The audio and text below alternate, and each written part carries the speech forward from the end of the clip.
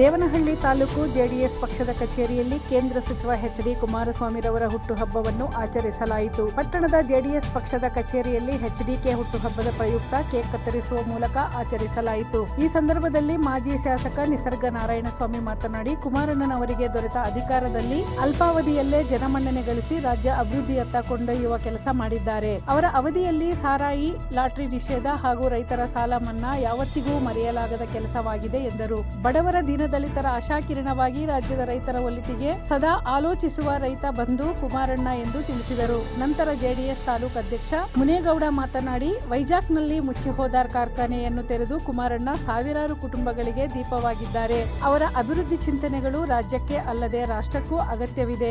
ಪ್ರಧಾನಿ ನರೇಂದ್ರ ಮೋದಿ ಅವರೊಂದಿಗೆ ಸದಾ ಸಂಪರ್ಕದಲ್ಲಿದ್ದು ರಾಜ್ಯ, ದೇಶ ಅಭಿವೃದ್ಧಿಯತ್ತ ಕೊಂಡೊಯ್ಯಲು ಸಹಕಾರಿಯಾಗಿದ್ದಾರೆ ಎಂದು ತಿಳಿಸಿದರು. ಈ ಸಂದರ್ಭದಲ್ಲಿ ಪ್ರಗತಿಪರ ರೈತರನ್ನು ಆತ್ಮೀಯವಾಗಿ ಸನ್ಮಾನಿಸಲಾಯಿತು. ಕಾರ್ಯಕ್ರಮದಲ್ಲಿ ತಾಲೂಕು ಜೆಡಿಎಸ್ ಪ್ರಧಾನ ಕಾರ್ಯದರ್ಶಿ ರವೀಂದ್ರ, ಮುಖಂಡರಾದ ಮುನಿನಂಜಪ್ಪ, ರವಿ, ಹನುಮಂತಪ್ಪ, ಮೀನಾಕ್ಷಿ, ಮುನಿಕೃಷ್ಣಪ್ಪ, ಲಕ್ಷ್ಮಣ್, ಬಸವರಾಜು, ವೀರಪ್ಪ ಇನ್ನೂ ಹಲವು ಮುಖಂಡರು ಹಾಜರಿದ್ದರು.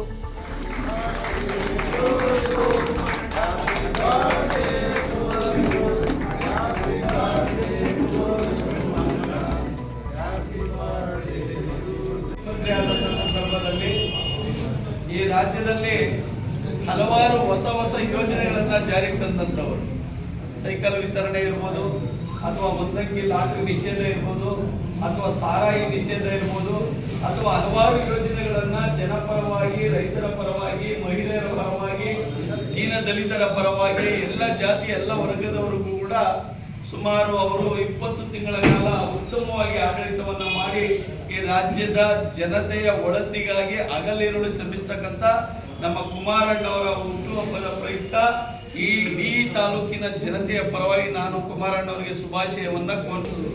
ಮತ್ತೆ 2018ರಲ್ಲಿ ನಾವು ಮತ್ತೆ ಕುಮಾರಣ್ಣವ್ರನ್ನ ಮುಖ್ಯಮಂತ್ರಿ ಕಂಡ್ವಿ. ಆ ಸಂದರ್ಭದಲ್ಲಿ ರೈತರಿಗೆ ಅವರು ಸುಮಾರು 25,000 ಕೋಟಿ ರೈತರ ಸಾಲವನ್ನ ಮನ್ನಾ ಮಾಡಿರ್ತಕ್ಕಂಥದ್ದು ಒಂದು ಇತಿಹಾಸದಲ್ಲಿ ಉಳಿದಿರ್ತಕ್ಕಂಥದ್ದು. ಆ ಒಂದು ಕಾರ್ಯಕ್ರಮ ಮತ್ತೆ ಅವರ ದುರಾದೃಷ್ಟವಶಾತ್ ಅವ್ರಿಗೆ ಅಧಿಕಾರ ಹೋದ್ರೂ ಕೂಡ ಅವರು ಸುಮ್ಮನೆ ಕೂರ್ಲಿಲ್ಲ. ಪಂಚರತ್ನ ಯೋಜನೆ ಕಾರ್ಯಕ್ರಮಗಳನ್ನ ಜಾರಿಗೆ ತರ್ತೀನಿ, ಅನುಕೂಲ ಆಗುವಂತ ಯೋಜನೆಗಳನ್ನ ರೂಪುರೇಷೆಗಳನ್ನ ಸಿದ್ಧ ಮಾಡಿ ಕೆಲಸ ಮಾಡಿರ್ತಕ್ಕಂಥ ರೂಟ್, ಅವ್ರು ಮಾಡ್ತಾ ಇರ್ತಕ್ಕಂಥ ಸೇವೆ, ಅವ್ರು ಯಾವ ರೀತಿ ಅಭಿವೃದ್ಧಿ ಕನಸುಗಳನ್ನ ಕಾಣಬೇಕು ಅಂತ ಹಗಲು ರಾತ್ರಿ ನಿದ್ದೆ ಮಾಡದೆ ಕೆಲಸ ಮಾಡಿ ಇವತ್ತು ದೇಶದಲ್ಲಿ ನಿರುದ್ಯೋಗ ಸಮಸ್ಯೆ, ಯುವಕರಿಗೆ ಉದ್ಯೋಗ ಕಲ್ಪಿಸಬೇಕು ಅಂತೇಳಿ ಹಗಲು ರಾತ್ರಿ ದುಡಿತಿರ್ತಕ್ಕಂಥವ್ರು. ಮೋದಿ ನಮ್ಮ ಈ ದೇಶದ ಪ್ರಧಾನಮಂತ್ರಿಗಳಾದಂಥ ನರೇಂದ್ರ ಮೋದಿಜಿಯವರ ಜೊತೆ ನಿರಂತರ ಸಂಪರ್ಕದಲ್ಲಿದ್ದು ಈ ರಾಜ್ಯದಲ್ಲಿ ಆಗ್ಬೇಕಾಗಿರ್ತಕ್ಕಂಥ ಅಭಿವೃದ್ಧಿ ಕೆಲಸಗಳಿಗೆ ಒತ್ತು ಕೊಟ್ಟು ಕೆಲಸ ಇರ್ತಕ್ಕಂಥವ್ರು.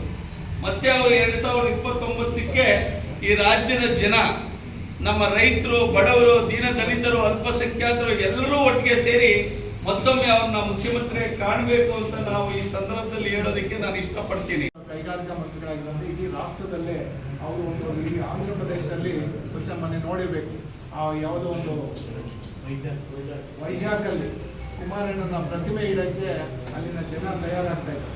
ಯಾಕೆಂದ್ರೆ ಅಲ್ಲಿನ ವೈಜಾಗಲ್ಲಿ ಮುಚ್ಚಿದಂಥ ಒಂದು ಸ್ಟೀಲ್ ಫ್ಯಾಕ್ಟ್ರಿನ ಮುಚ್ಚಿ ಮಾರಲಿಕ್ಕೆ ಬೇರೆ ದೇಶಕ್ಕೆ, ಬೇರೆಯವರಿಗೆ ಖಾಸಗಿಯವರಿಗೆ ಮಾರಕ್ಕೆ ತಯಾರಾಗಿದೆ ಅಂತ ಸುಮಾರು ಅಲ್ಲಿ ಒಂದು 25,000-30,000 ಜನಕ್ಕೆ ಹೆಚ್ಚಿನ ಜನ ಕೆಲಸಗಾರರಿಗೆ ಮತ್ತೆ ಅವರಿಗೆ ಒಂದು ಜೀವನೋಪಾಯಕ್ಕೆ ಮಾರ್ಗ ಕೊಟ್ಟು ಆ ಫ್ಯಾಕ್ಟ್ರಿ ರೀಓಪನ್ ಆಗಲಿಕ್ಕೆ ಸಹಕಾರ ಕೊಟ್ಟು ಆ ಥರ ಅಭಿವೃದ್ಧಿಗಾಗಿ ರಾಷ್ಟ್ರಾದ್ಯಂತ ಮಾಡಲಿಕ್ಕೆ ಪ್ರಾರಂಭ ಆಗಿದೆ. ಸನ್ಮಾನ್ಯ ಶಾಸಕರು, ನಮ್ಮ ಎಲ್ಲರ ಈ NDA ಮುಖ್ಯಸ್ಥರು, ಈ ದೇಶದ ಪ್ರಧಾನಿಗಳು ಅಂತ ಗೌರವಾನ್ವಿತ ನರೇಂದ್ರ ಮೋದಿಜಿಯವರು ಅವ್ರಿಗೆ ಅಂತ ಬಹಳಷ್ಟು ಜವಾಬ್ದಾರಿ ಅಂತ ಸ್ಥಾನ ಕೊಟ್ಟಿದ್ದಾರೆ. ಅದು ಅವ್ರಿಗೆ ಮತ್ತೆ ನಮ್ಮೆಲ್ಲರಿಗೂ, ನಮ್ಮ ರಾಜ್ಯಕ್ಕೆ ಕೊಟ್ಟಂತ ಅದು ಒಂದು ಗೌರವ ಅಂತ ನಾವು ಭಾವಿಸ್ತೀವಿ. ಈ ಸಂದರ್ಭದಲ್ಲಿ ಅವರಿಗೆ ಮಾನ್ಯ ಕುಮಾರಣ್ಣವ್ರಿಗೆ ಭಗವಂತ ಹೆಚ್ಚಿನ ಆರೋಗ್ಯ ಕೊಡಲಿ. ಅವ್ರು ಮತ್ತೆ ಈ ರಾಷ್ಟ್ರದ ಎಲ್ಲ ಸಮಸ್ಯೆಗಳ ಬಗೆಹರಿಸಲಿಕ್ಕೆ. ವರದಿ ಅಕ್ಷಯ್ ವಿ, ದೇವನಹಳ್ಳಿ.